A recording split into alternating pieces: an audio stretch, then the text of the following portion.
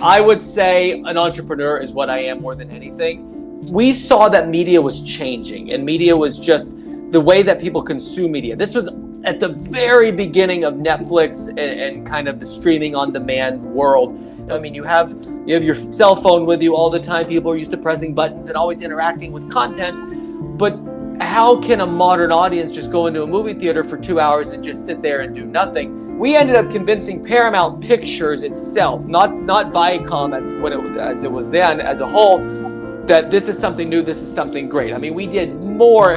I mean, you can't imagine how many dog and ponies we did of showing our movie on a big screen Q&A, showing our movie to this person, to that person. I mean, months and months and months, getting in, doing due diligence, just talking and talking and talking to get to the point where they finally ended up writing a check at the end of the day. And then the pandemic happened, everyone was gone, new people in, same thing again. So just time after time after time, it's like we'd start, we'd stop, we'd start, we'd stop, we'd start, we'd stop. So it's just a lot of persistence at the end of the day, and just I can't stress that enough. Our ecosystem is built to fit into their business model. Everything is built to fit into their but I think because it's so similar yet so different that they're like, I know we will want to wash our hands of it. It wasn't until we started making money that they're like, oh, actually we see that there's something there.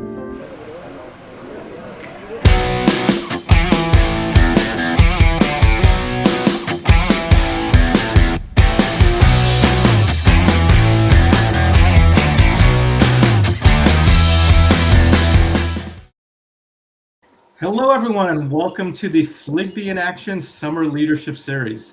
I'm Dr. Howard Fero, and I'm really excited to be with you guys for the next 5 sessions. It'll be over a little about a month or so, and we're going to talk to some great people, some great leaders about some great topics about, leadership and management. So just let me give you a little bit of background about myself, and then we're going to dig into what the series is all about.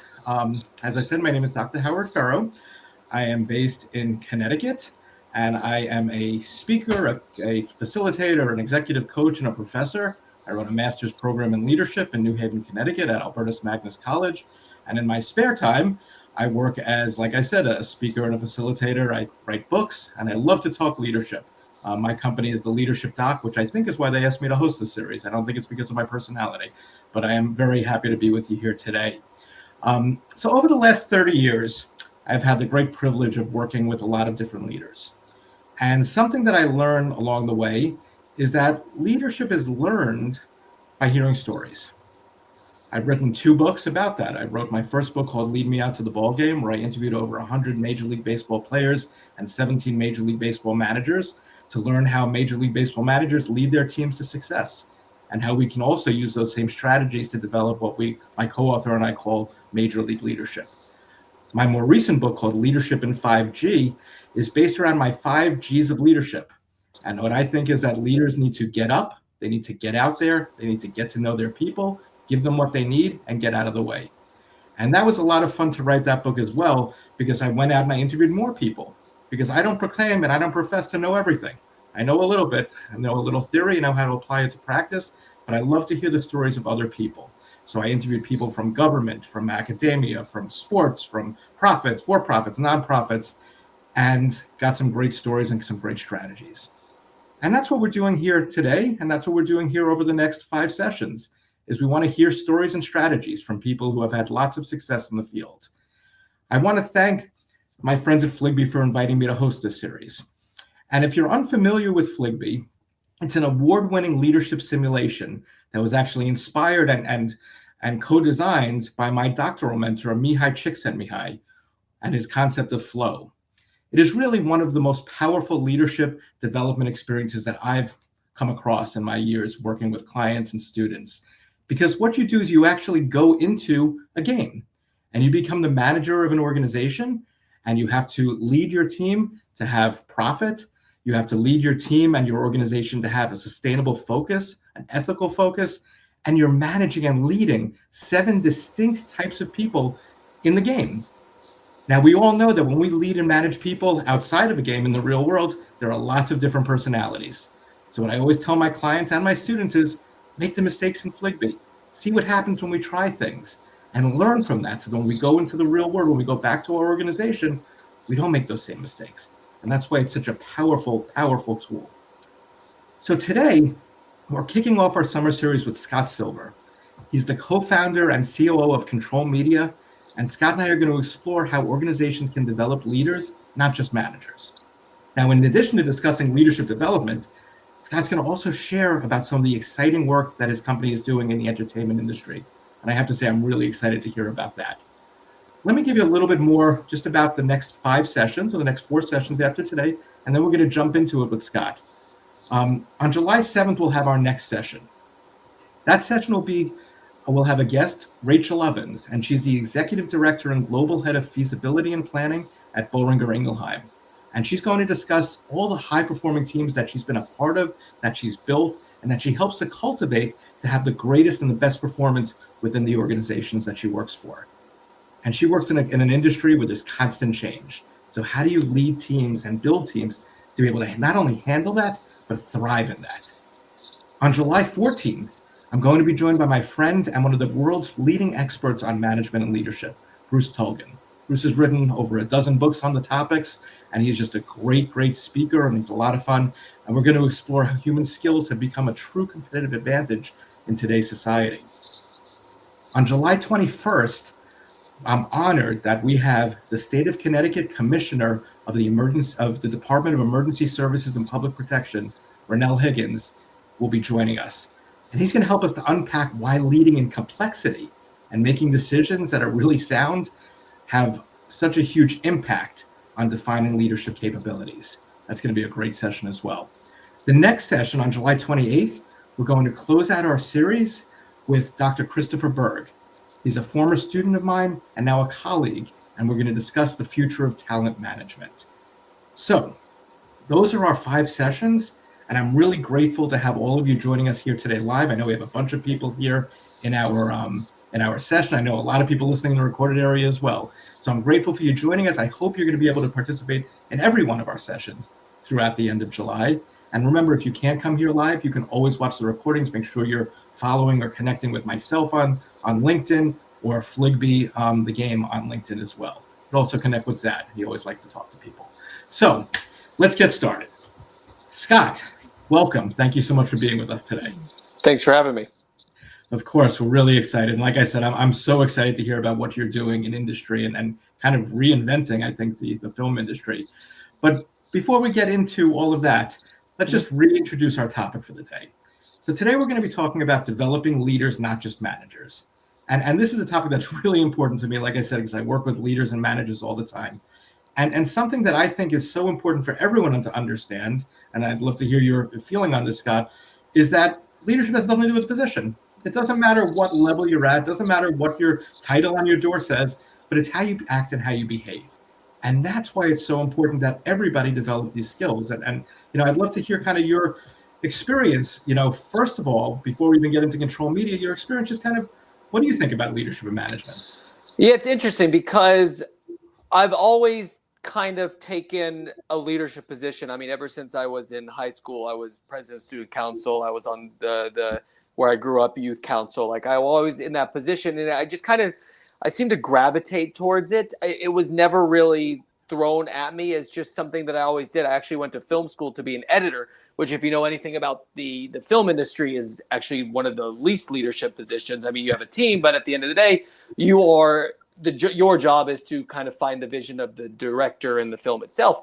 But as soon as I got out of film school, I ended up taking on a producerial capacity, which is again leadership, and then building projects and building companies, and it just kind of followed me no matter how hard I tried to veer off in that path.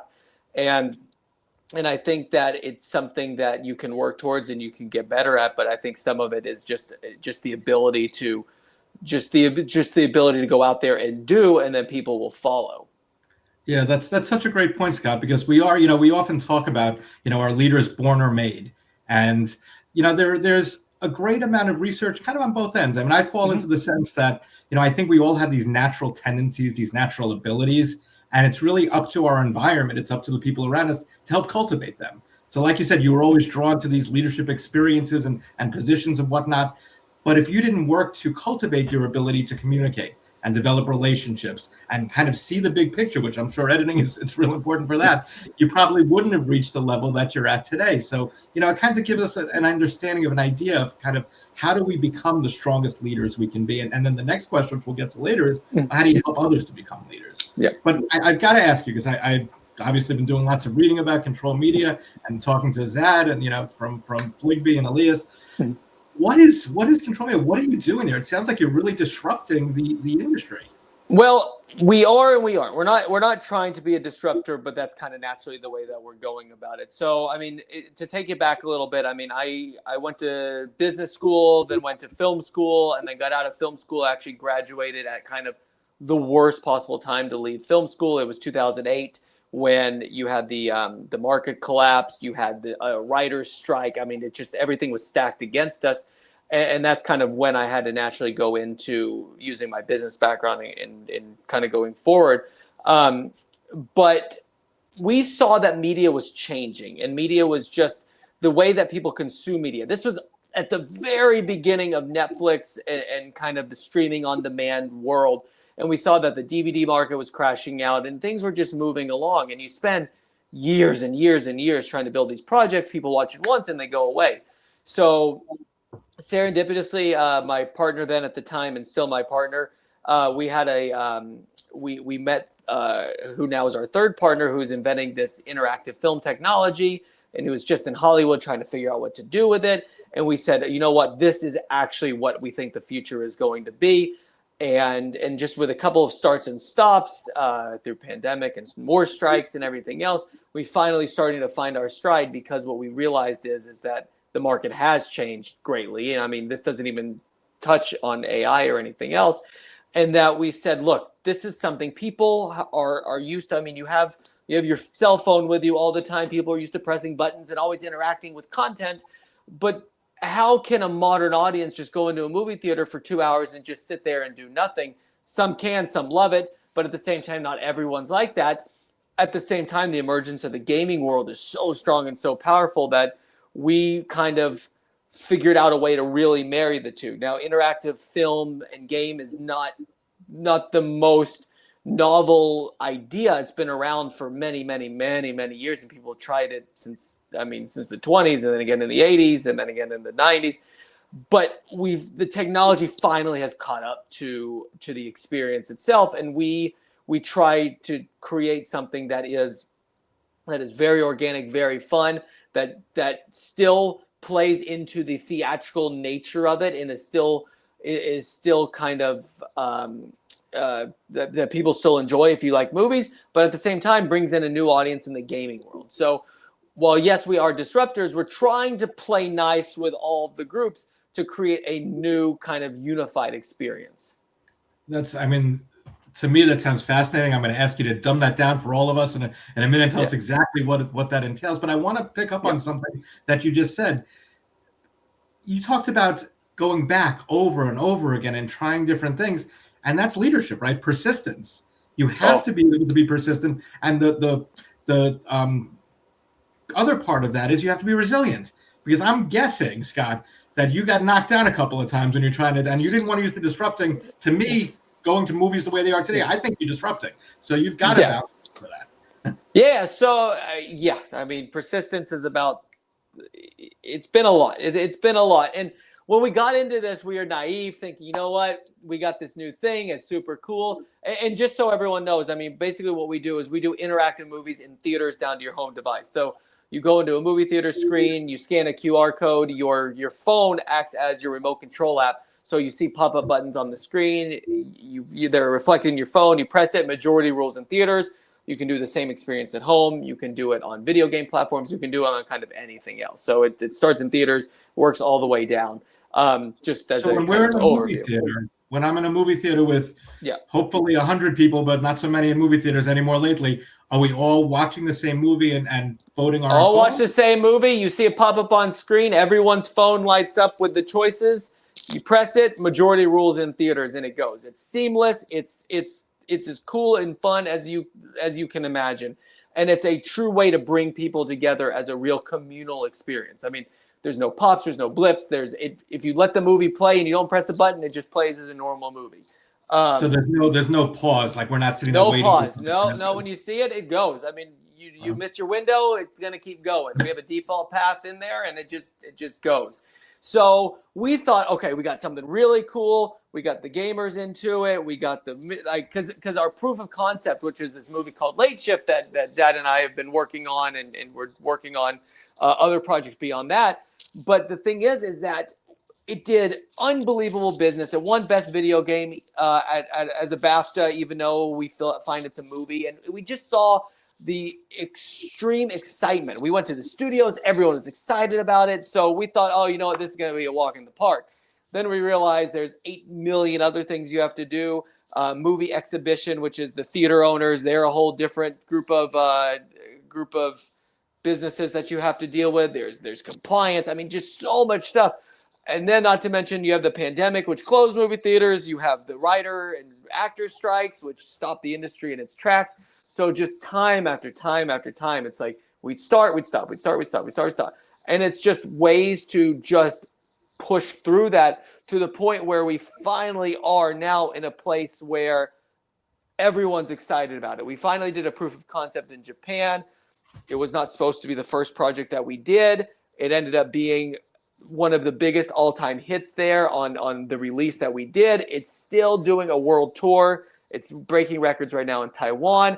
And finally we hit this point where after a good 10 years of just trying, we now seem to kind of not see the light at the end of the tunnel, but at least see going into the next phase, which is the mass market in the US and beyond. And you're going to like 1,000 theaters, I've heard. Pretty soon. Going to 1,000 theaters in the U.S. first. We already have interest in overseas, but we're really trying to focus on the U.S.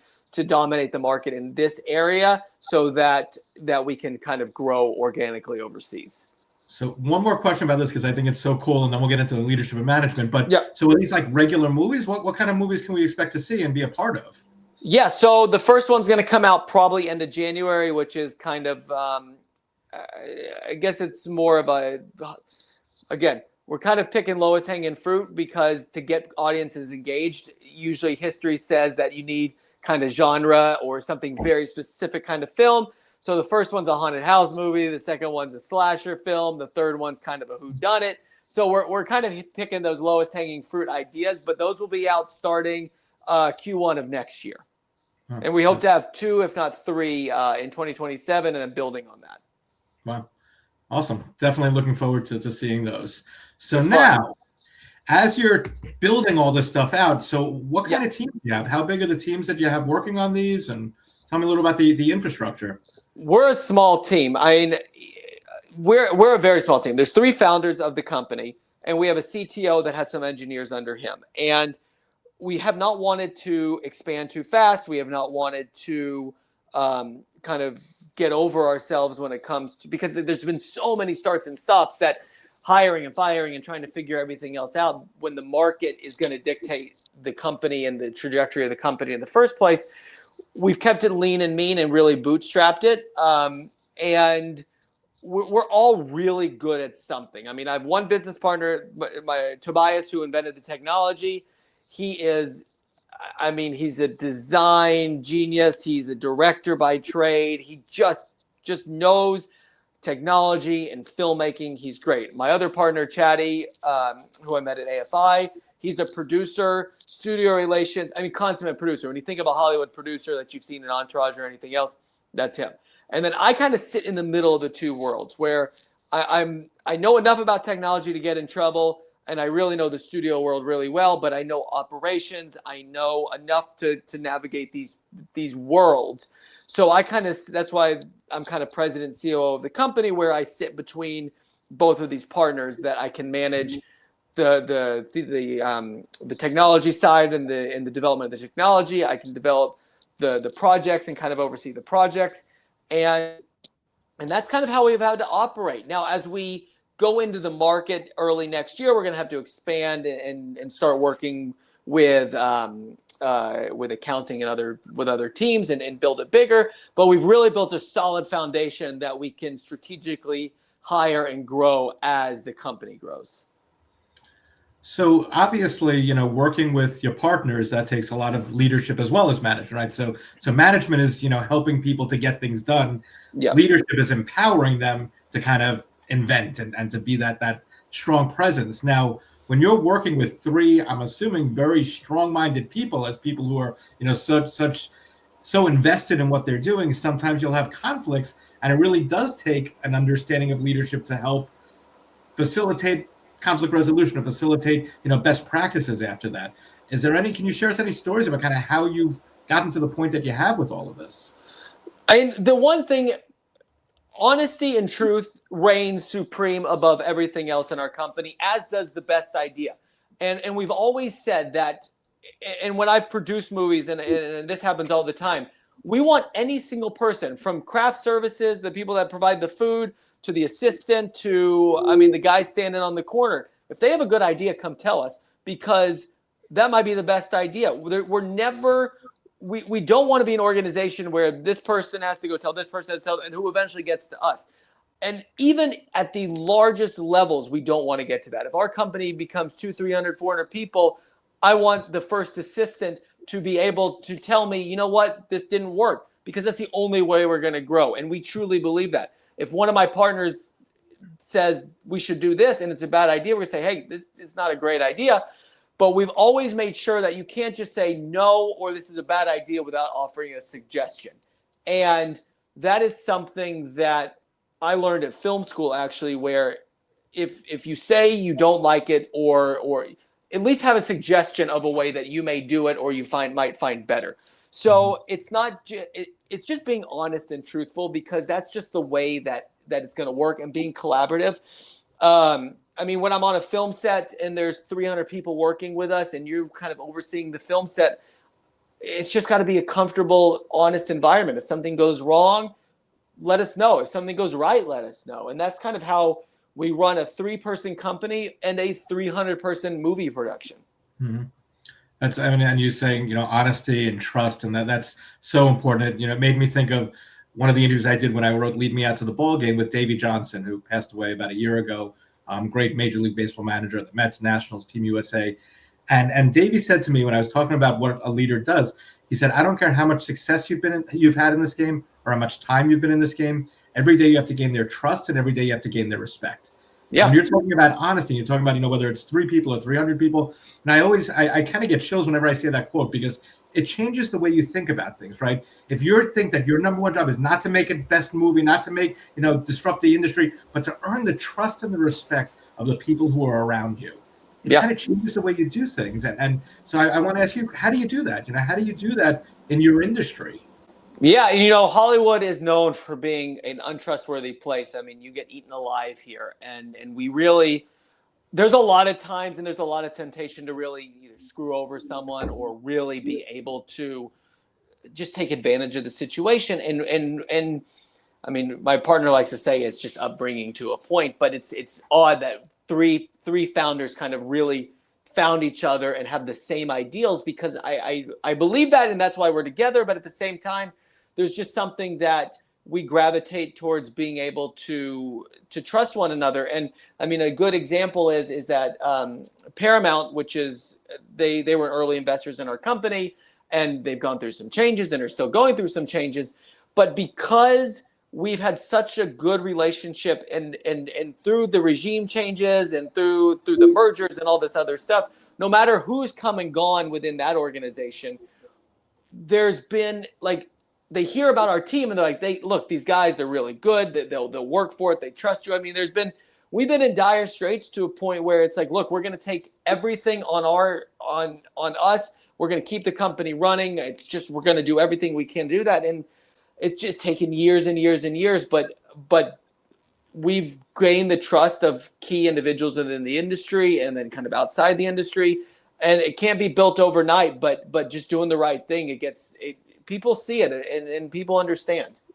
And obviously, using leadership skills to interact with the folks at the big mammoth companies. You're a little, not little, but a small very little compared to them. Yeah, it's and you've got to lead them, right? You've got to lead them in a way and empower them to buy into and commit to what you're saying. So, Scott, I do want to go on, but we have a question here, a couple of questions actually here. So David's asking, what are you most like, an entrepreneur, a startup founder, or a manager? And what do you prefer?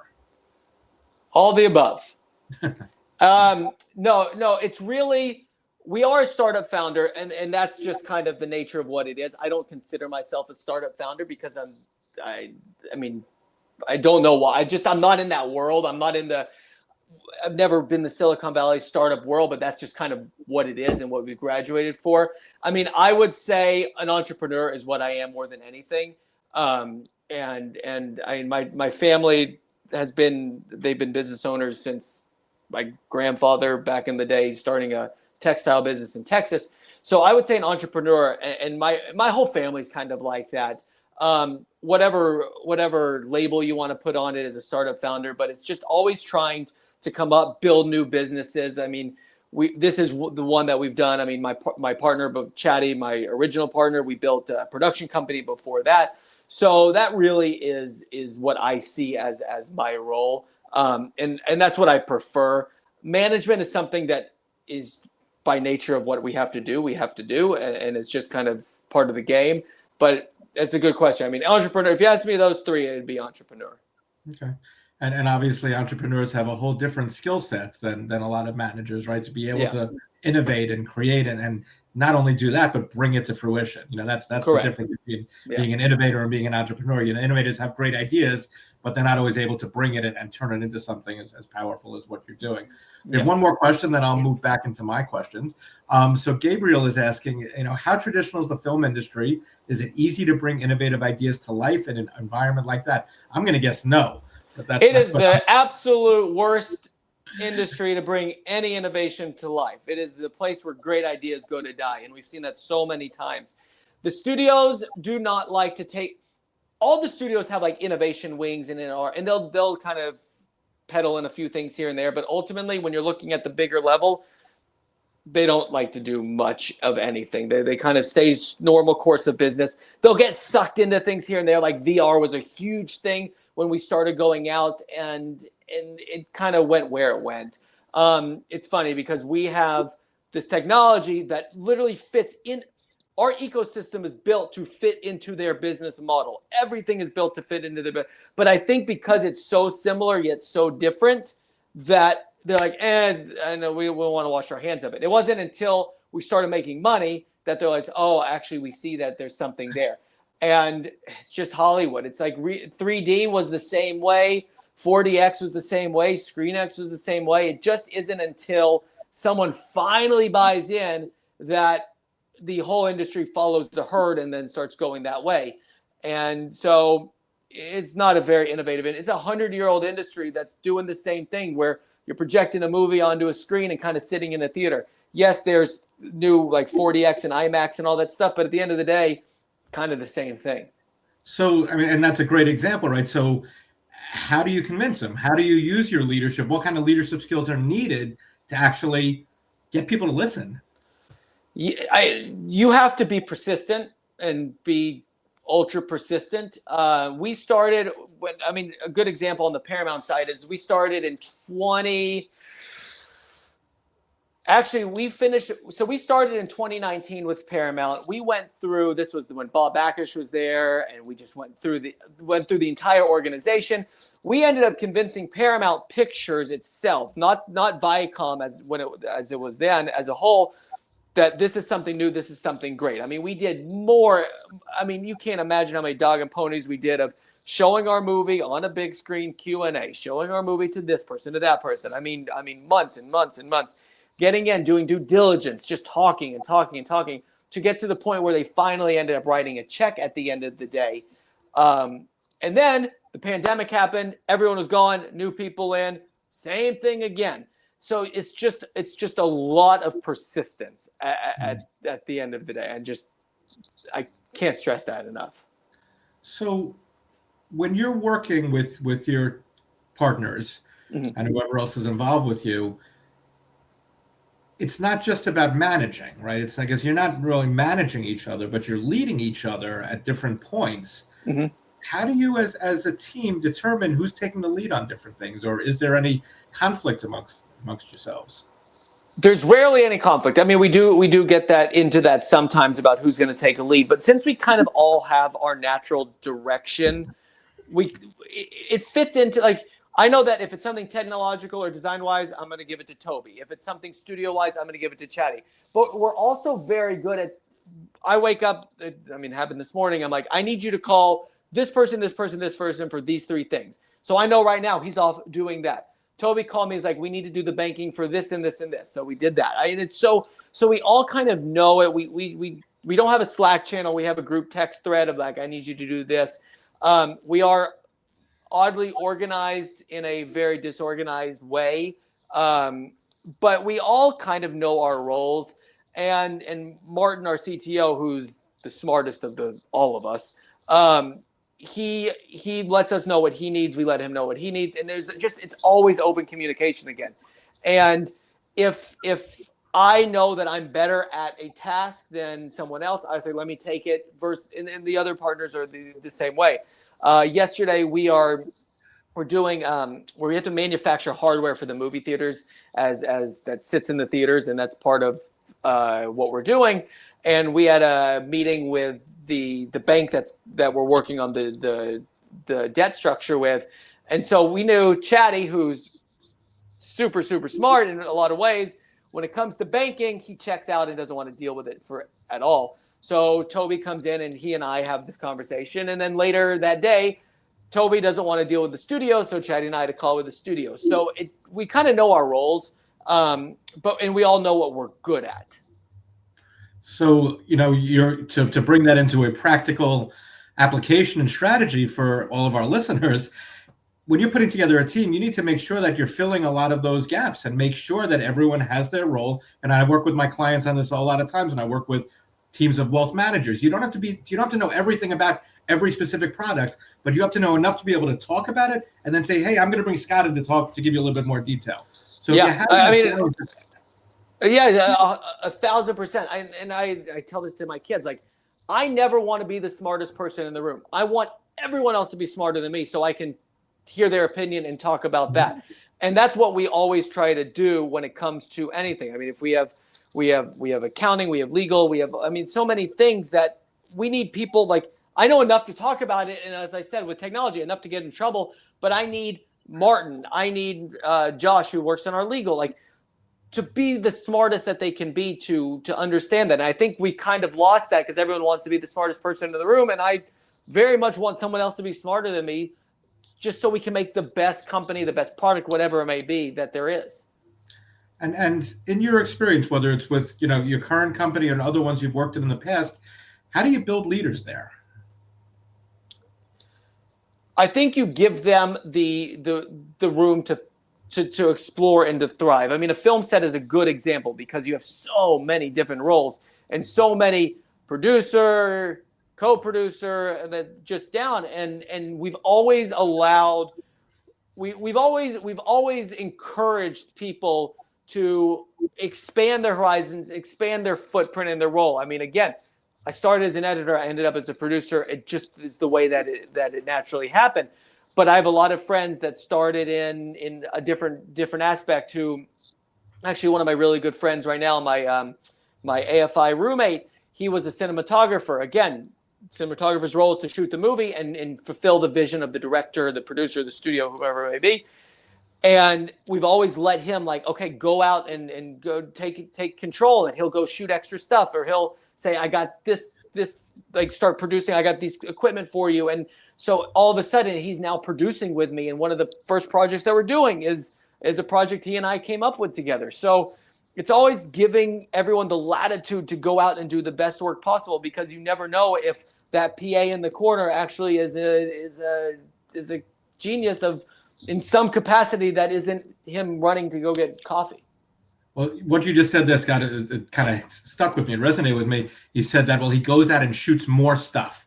Because what a manager does, a manager gives people a job and makes sure they get it done. A leader empowers them to shoot more stuff. A leader empowers them to do more and more. And it sounds like that's exactly what you're doing. So we have a couple more questions. And not surprisingly, they're focused on your industry and focused on what you're doing.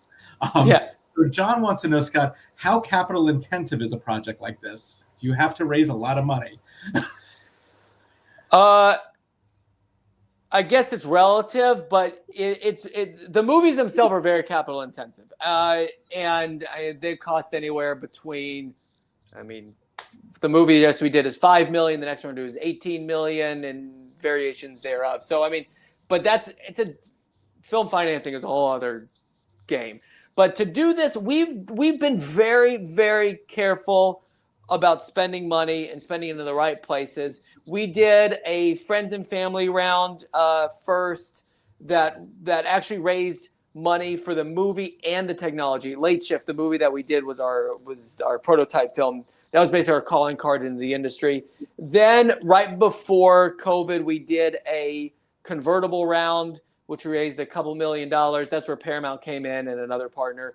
And then we just did officially an A round where we raised a decent amount to keep operations moving. So maybe we're looking at maybe doing a B round after the movies come out. But I mean, all in all, it's been under 10 million for everything all in. So not crazy amount for this industry per se, for what could be, I mean, a lot later on. So I guess that's kind of a relative term, but I hope that answers the question. I don't know if it's a lot or a little depending on other industries, but for our industry, it's like tiny. I mean, $10 million doesn't buy you an actor. So yeah, that, and I think, the fact is, the more capital you need to raise, the more leadership is going to come into play, right? To work with people and to try to engage them in that whole process. So you do have I don't think she sent a resume through here, but Marion wants to apply to join your team. She seems to like what you're saying, so you can reach out to her after the session. Yes. And just to go through as I'm looking at these questions. So John, I'm not sure it's the same John or it says John too. Says, I don't believe that you have this poster at home. The Pyramid is a great movie. I'm going to leave out the other word, even though it's underrated. If Scott had anything to do with it, then he's a hero. I'm serious, guys.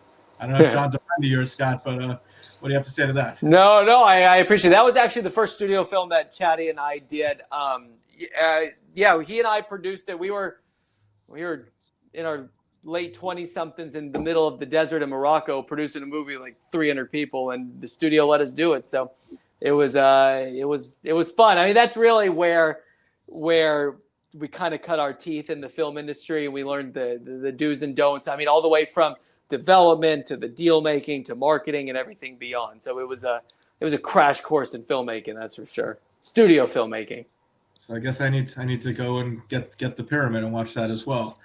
Yeah, I mean, once Disney bought Fox, because it was a Fox film, Disney bought Fox, it kind of is working its way through various streaming channels, and that's kind of, as a producer, and this is one of the things that when I talked about earlier how the film industry was changing with streaming even more now, like, you don't know where your stuff is going to be. It could be on Netflix one day, it could be on Hulu the next day. It's just all over the place. But where with our technology, it's allowing us to actually kind of keep it where the filmmakers and the content creators want it. The studios, I mean, of course, if a studio makes the movie, it's going to go where they're going to go. But we're also giving some voice to the filmmakers and other content creators where they can now release content themselves, put it in theaters without going through the major studios. Because M&A and consolidation is starting to really take a toll on the industry, because there's only a few players that now you can go sell a project to. We want to do something different. So talk to me a little bit more what we started talking about before. What are the ways that you engage and you empower your team? The guy who went out and shot more. What are some of the things you do for them to get them to want to not just manage a product or a project, but lead that project and take ownership? I mean, as kind of basic as it sounds, we treat everyone with a lot of respect, like just a lot of respect, and we'll go talk to anyone and anything, and just hang out. Like when we hang out on set, we're not in a trailer, we're not doing anything, we're just sitting there talking, and that's what Chatty, my business partner, is absolutely unbelievable at. And then we develop a trust and rapport. And it's just, I mean, everyone is equal. Everyone is equal to us, and no one is better than anybody else, no matter what you've done or no matter who you said or what. Like we just want it to be a very collaborative environment, and I think especially Chatty and myself, we really got that crash course at AFI because AFI is an interesting film program. I don't know if it's the only one in the world, but one of the only ones where you go into your specialty. You're an editor, you're a director, you're a writer, you're a producer, like that is your specialty. And you create these projects together with all these different groups. And you're all treated equal in that. And that's the way we've brought it to everything else. And when we got out into the industry, assistants to the agents or to the actors or to the studio executives, they are some of the most important people in Hollywood that people overlook or cut down or just talk back to. We became friends with the assistants. I mean, I'm still friends with the assistants, and we're running a decently sized company at this point. So like that allows access that people don't understand. And that old Hollywood saying where you just start yelling and you'll never work in town again and all this other stuff, like that is the way of the past. I mean, be friends with everyone. I mean, get to know everyone. They'll respect you. And by that, good things happen. Yeah. And being friends with the assistants is certainly an important, and it's the right thing to do, obviously, right? Yeah. On top of it being important and valuable. But yeah, you need to know who the person is who holds the power in an organization. If the assistant is the one who holds that bathroom key, they're very important if you need to go to the bathroom. Yeah, very much so. And it's, again, just be a good person. Just be kind and a good person. And that goes it still goes a long way. Even in a town, we're not politics, but I mean, in a town that thrives on backstabbing and everything else, it still goes a long way. And people take notice of it. So going back to the film, obviously, in the town and working with people who are so strong-minded and have their views, there's a lot of ambiguity, right? It's a lot of ambiguity in what you want to get done, how you're going to get through it. Obviously, you've talked about kind of the meetings that you and your partners have had. What do you do to help your employees to develop their own leadership?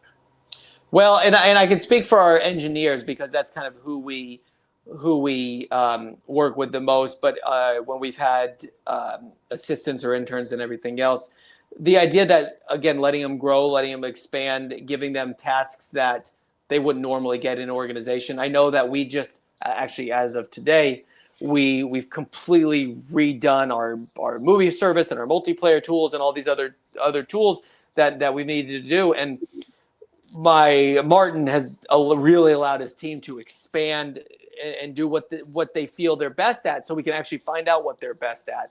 And that's allowed us to move fast and grow bigger than we thought we were going to do. I mean, these projects that we thought were going to take 3, 4, 5 months are taking weeks now because this guy was better at this and he was hired for this. So we're moving people around.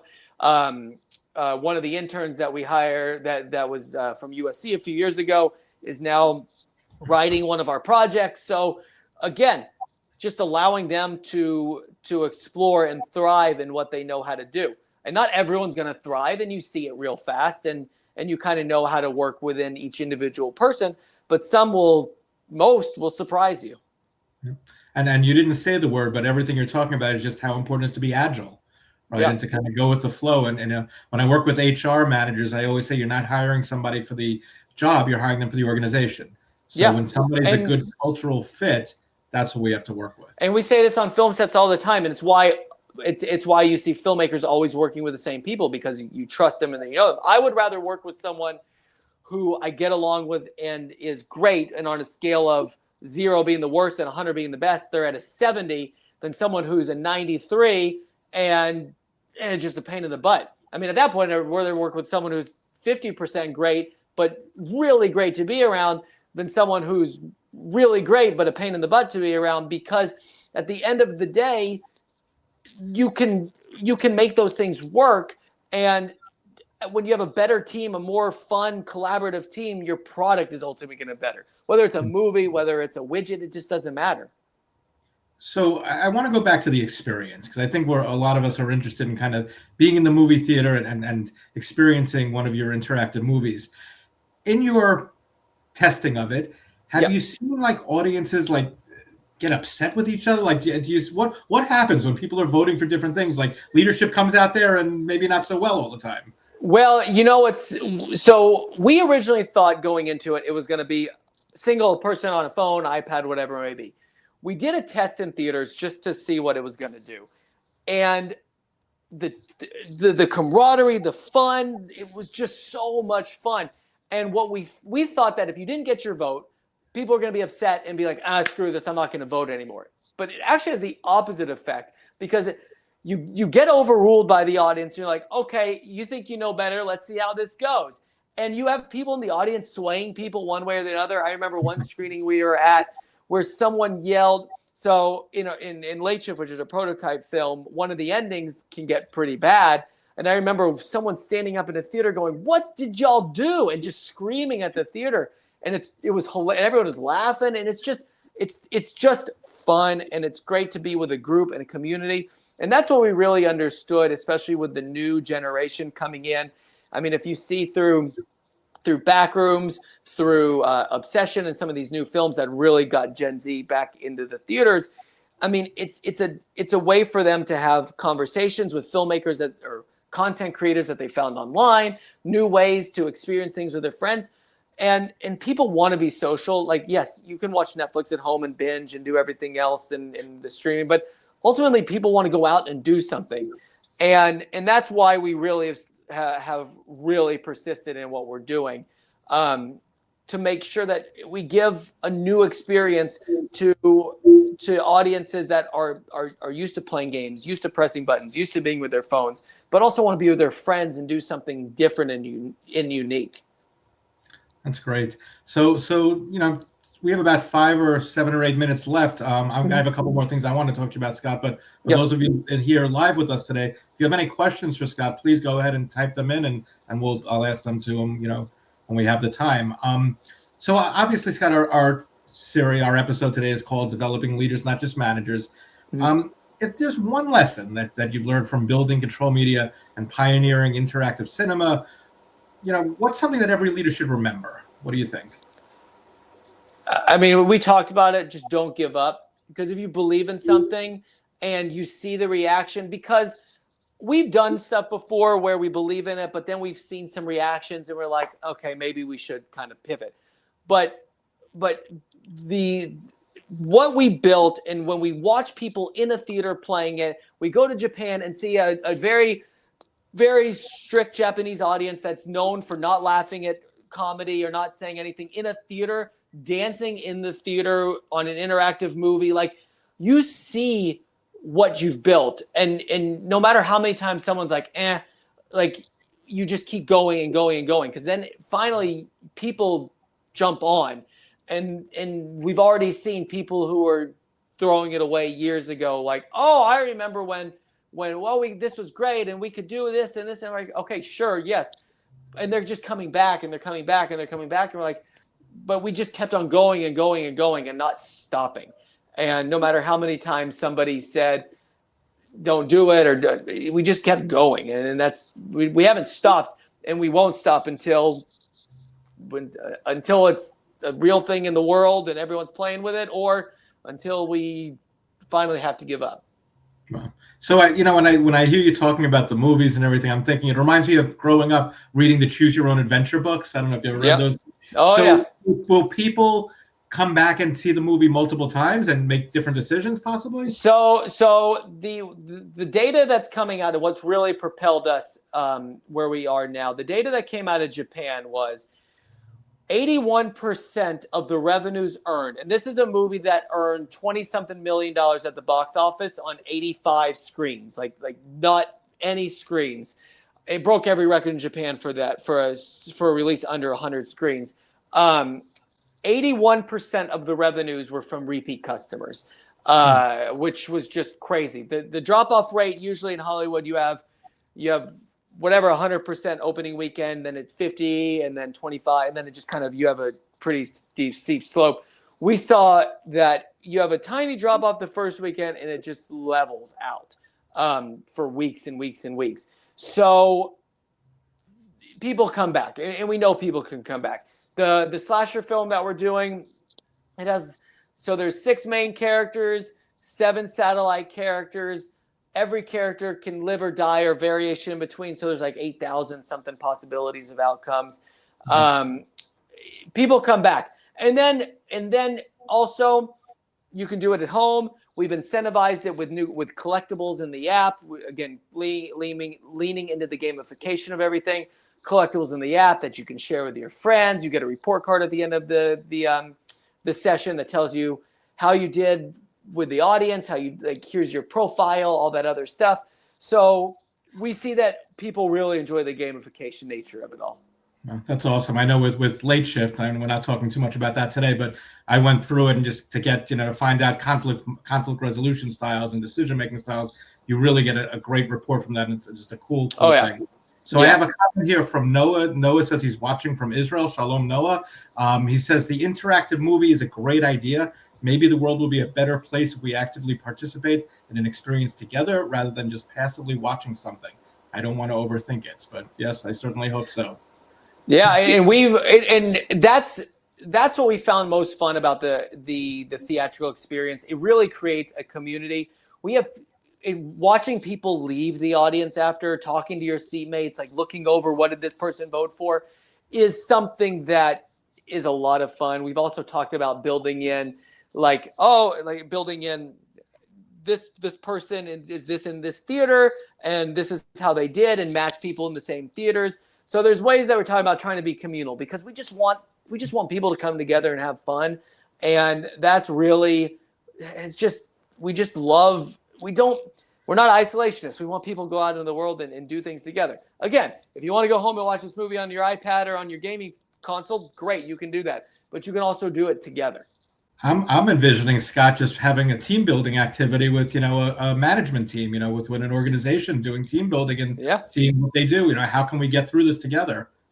I mean, that's what Dad and I have spent years and years and years talking about with Late Shift first, and then some new stuff coming up, hopefully with sequels to Late Shift and other things where you can actually have management. I mean, it can be fun and do it together, have management. I mean, we talked about training videos and everything else where it's not the same old boring, I got to do this. It's let's go have fun and do it together. That sounds awesome, Scott. And that sounds like a great way to end, unless you have any other concluding comments you want to share. No, I appreciate the opportunity. It's been fun. It's been a journey. It's still a journey every second. But I mean, persistence and just being collaborative it goes a long way. It absolutely does. So, Scott, thank you so much for such a great conversation about leadership and management and obviously the future of filmmaking. I can't wait to get out there and see some of what you're doing. And I want to thank all of you who've joined us here live or are watching this recording. And I appreciate all the questions. I look forward to our next session on July 7th, when we'll welcome Rachel Evans to discuss how she cultivates a high-performing culture on the teams that she leads and how she really just puts her all into making these teams successful. So thank you again for coming here today. Have a great week, a great day. Have a great start to the summer. Thank you for being here, and keep leading.